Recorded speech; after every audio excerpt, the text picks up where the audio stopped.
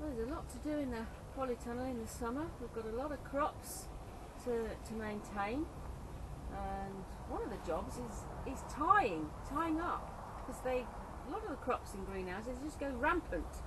So we've got some cucumbers here, so I'm tying these up, a little figure of 8 knot. So literally put the string round, cross it over, and then tie it round a cane. I mean, the cucumbers do produce their own spirals, but to hang on to things, but sometimes they actually hang around the fruit and can actually damage the fruit, so it's often best to tie them up yourself, maybe snip off some of these tendrils. So that's the cucumbers. And tomatoes, obviously we're tying the tomatoes up to canes, supports, the cordon ones, because otherwise they all sort of flop, especially when they get the way to the fruit. So there we go, just tie those up and just basically keep them all nice and neat and contained. And what are you actually doing, Steve? Well, I'm looking at the tomatoes as well, Emma, and doing a bit of side shooting. If anyone who's ever grown tomatoes, you know if you grow cordon types where you grow one stem up a single cane, they always want to throw out side shoots, don't they? Yeah, everywhere. Everywhere, so you have to go round once a week and take off all the little side shoots, and especially by this time of year when they're well grown, what I've done is take the tops out of the plants, and of course instantly that means that the plants produce loads of side shoots because they want to keep growing. But what we want to do is take those off and you just literally snap them really carefully. And if they're not too big, you don't need a knife or anything, you can just bend them forwards, bend them back, they snap and come off really easily. And that just keeps the plant compact and concentrating on fruit. It lets the sunlight to the fruit as well, doesn't it? It does, yeah.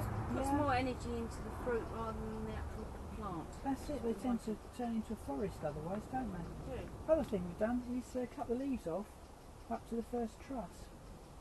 So that's a good idea again, as you say, Emma, to get the light and air and a bit of air circulation around the fruit helps them to ripen that much more quickly.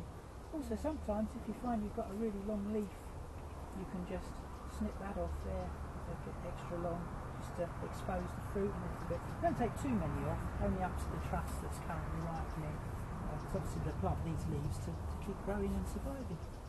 Yeah, so I'm doing tomatoes. What are you doing, Tony, down there? Well, if you're growing in a polytunnel or a greenhouse, you've got to keep your plants well watered, and if you have a spell of hot weather, it's amazing how quickly your plants will dry out. During the hot spell in the summer, it was virtually every day the pots needed good watering. But the other thing, once they start flowering and fruiting, you know, the nutrients of compost start to disappear. So you've got to feed them. And all I do, and most people will do, is just get some tomato food, high in potash, and it's simply a matter of just diluting the cap in water, and you probably only need to do it once a week,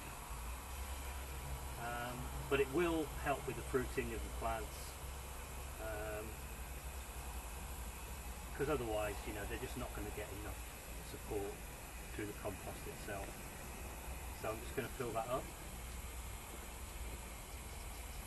and also, you know, tend to water at the base rather than onto the leaves themselves, because you don't want to encourage any problems with the plants. So it's better just to give them a good soak in down the bottom, and look at that, it's loving all that lovely potash that's going into the roots, and that'll help produce some lovely tomatoes.